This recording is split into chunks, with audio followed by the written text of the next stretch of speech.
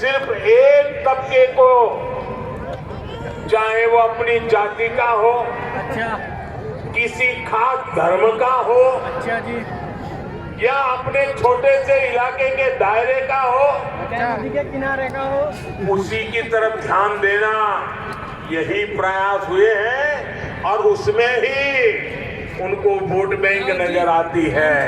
इतना संभाल लो, vote bank बना दो, गाड़ी चलती रहेगी। इन राजनीतिक दलों ने एक और तरीका भी अपनाया है। महंगाई पे कुछ बोलिए भाई साहब। उनके ये विकृतियों का एक रूप ये भी है, कैमरा को बोल इधर लेकर महंगाई पे कुछ बोलना चाहिए ना। और वो रास्ता है जनता को मजबूत नहीं होने देना, बराबर कोशिश करना कि जनता कभी मजबूत ना हो जाए। वे तो यही चाहते रहे ये जनता जनार्दन हमेशा मजबूर बनी रहे।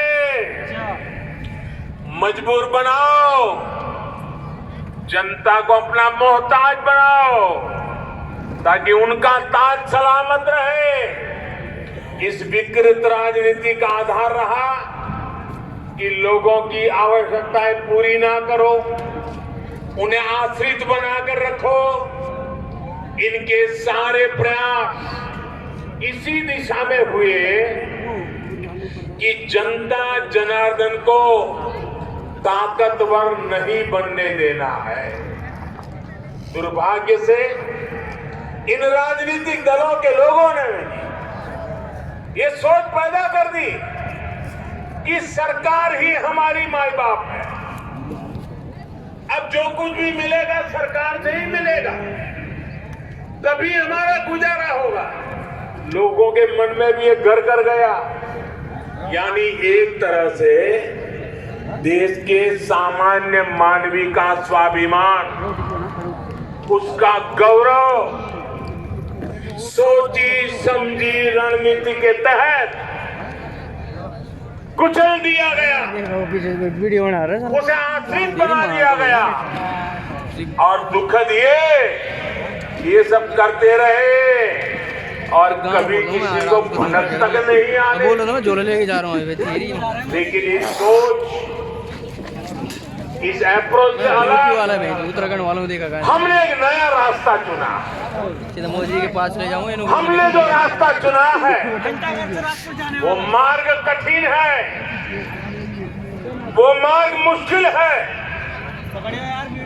लेकिन देश हित में है, देश के लोगों के हित में है। और हमारा मार्ग है सबका साथ, सबका विकास।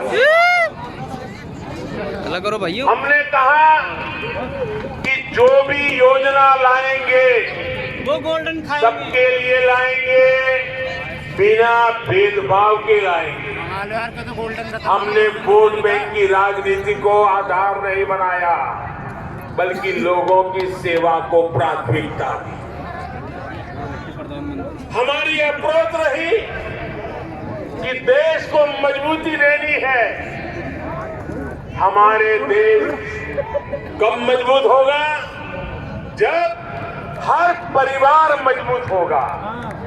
हमने ऐसे समाधान निकाले, ऐसी योजनाएं बनाई जो भले वोट बैंक के तराजू में ठीक नहीं बैठे, लेकिन वो बिना भेदभाव आपका जीवन आसान बनाएगी, आपको नए अवसर देगी, आपको ताकतवर बनाएगी। और आप भी नहीं बचाएंगे, आप में से कोई नहीं चाहेगा कि आप अपने बच्चों के लिए एक ऐसा वातावरण छोड़ें जिसमें आपके बच्चे भी हमेशा आश्रित जीवन जिए। जो मुसीबतें आपको विरासत में मिली, जिन कठिनाइयों में आपको जिंदगी गुजारनी पड़ी, आप भी नहीं चाहेंगे कि आप वो विरासत, वो मुसीबतें बच्चों को वैसे ही लेकर जाएं। हम आपको आश्रित नहीं, आत्मनिर्भर बनाना चाहते हैं। जैसे हमने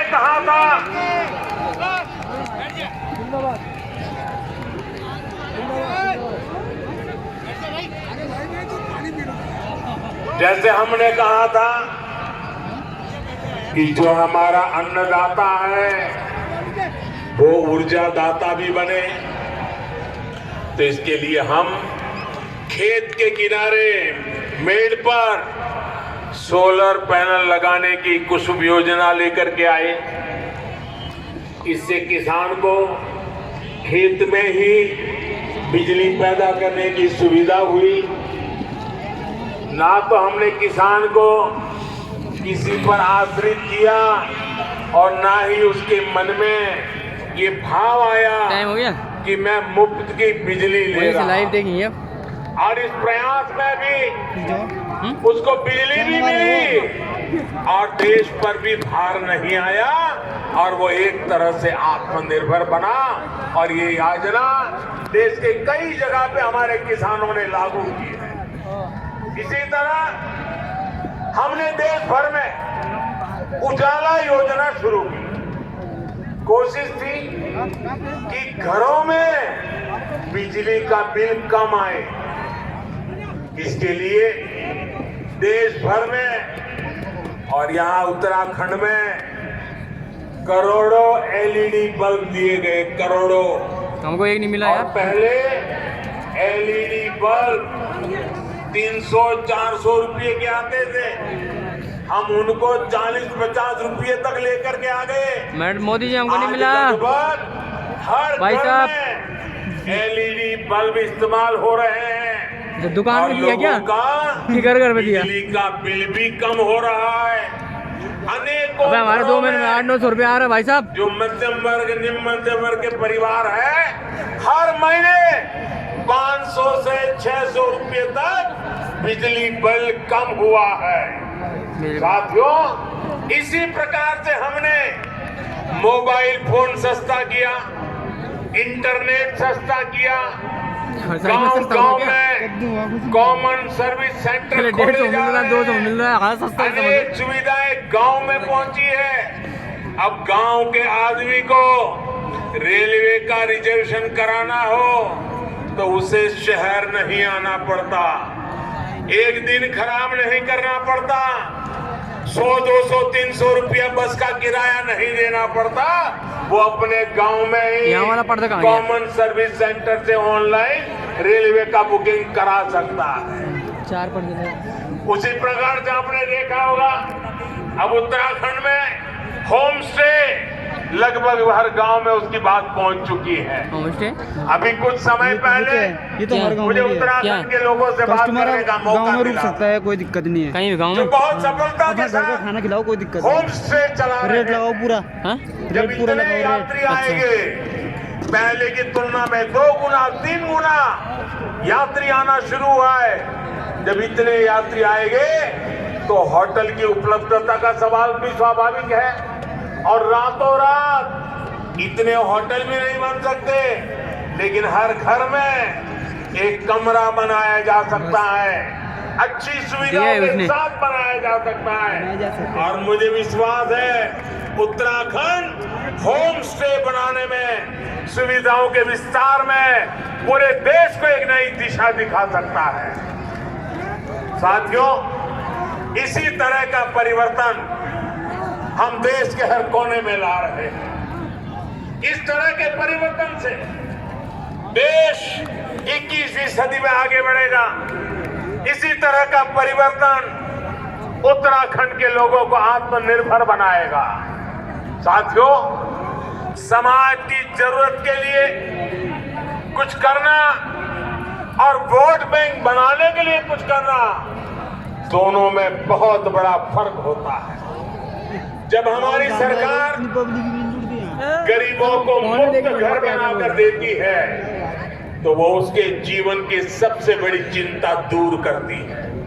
जब हमारी सरकार गरीबों को 5 लाख रुपए तक की मुफ्त इलाज की सुविधा देती है, तो वो उसकी जमीन बिकने से बचाती है, उसे कर्ज के चुगु चक्कर में फंसने से बचाती है। जब हमारी सरकार कोरोना काल में हर गरीब को मुफ्त अनाज सुनिश्चित करती है, तो वो उसे भूख की मार से बचाने का काम करती है। मुझे पता है कि देश का गरीब, देश का मध्यम वर्ग इस सच्चाई को समझता है, तभी हर क्षेत्र, हर राज्य से हमारे कार्यों को, हमारी योजनाओं को जनता जनार्दन का आशीर्वाद मिलता है और हमेशा मिलता रहेगा। साथियों, आजादी के इस अमृत काल में देश ने जो प्रगति की रफ्तार पकड़ी है, वो अब रुकेगी नहीं, अब थमेगी नहीं और ये थकेगी भी नहीं, बल्कि और अधिक विश्वास और संकल्पों के साथ आगे बढ़ेगी। आने वाले 5 वर्ष उत्तराखंड को रजत जयंती की तरफ ले जाने वाले हैं। ऐसा कोई लक्ष्य नहीं जो उत्तराखंड हासिल नहीं कर सकता, ऐसा कोई संकल्प नहीं जो इस देवभूमि में सिद्ध नहीं हो सकता। आपके पास दामी जी के रूप में युवा नेतृत्व भी है, उनकी अनुभवी टीम भी है, हमारे पास वरिष्ठ नेताओं की बहुत बड़ी श्रृंखला है। 30-30 साल, 40-40 साल अनुभव से निकले हुए नेताओं की टीम है जो उत्तराखंड के उज्जवल भविष्य के लिए समर्पित है। और मेरे प्यारे भाइयों बहनों, जो देश भर में बिखर रहे हैं, वो उत्तराखंड मोदी जी ले ले भाई, कर नहीं सकते। धूप से बचाने के लिए आ गया। आपके आशीर्वाद से विकास का ये डबल इंजन उत्तराखंड का तेज विकास करता रहेगा। इसी विश्वास के साथ, तुम कहाँ पे हो? इसी विश्वास के साथ मैं फिर से आप सबको बधाई देता हूं। आप जब देवभूमि में आया हूं, वीर माताओं की भूमि में आया हूं, तो कुछ भाव पुष्प, कुछ श्रद्धा सुमन अर्पित करता। मैं कुछ पंक्तियों के साथ अपनी बात समाप्त करता हूं।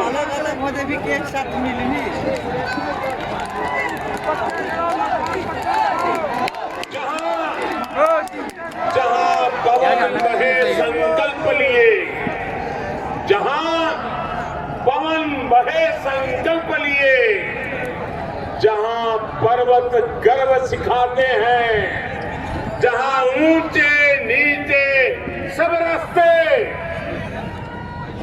बस भक्ति के सुर में गाते हैं। उस देवभूमि के ध्यान से ही, उस देवभूमि के ध्यान से ही मैं सदा धन्य हो जाता हूँ। है भाग्य मेरा, सौभाग्य मेरा, मैं तुमको नीश नवाता हूँ, मैं तुमको शीश नवाता हूँ और धन्य धन्य हो जाता हूँ। तुम आंचल हो भारत माँ का, तुम आंचल हो भारत माँ का, जीवन की धूप में छाव हो तुम, बस छूने से ही तर जाए सबसे पवित्र वो जरा हो तुम, बस लिए समर्पण तन मन से, बस लिए समर्पण तन मन से। मैं देवभूमि में आता हूँ, मैं देवभूमि में आता हूँ। है भाग्य मेरा, सौभाग्य मेरा, मैं तुमको शीश नवाता हूँ, और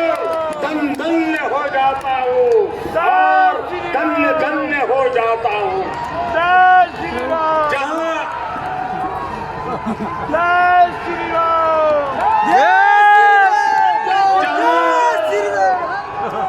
जहां अंजुली में गंगा जल हो, जहां हर एक मन बस निश्चल हो,